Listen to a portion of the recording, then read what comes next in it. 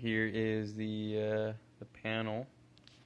See these, probably hear they're making the motor move up and down.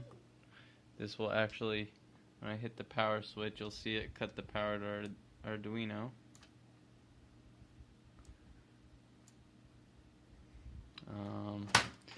We got a little connector I picked up at Radio Shack, connected to my breakout board. We got the little sensor mount there.